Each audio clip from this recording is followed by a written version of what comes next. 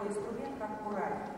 Был факт, что герой Отечественной войны 1812 года, Кахекурян, вошел в Париж, играя на серебряном кураре, отвитом специально для него на родину.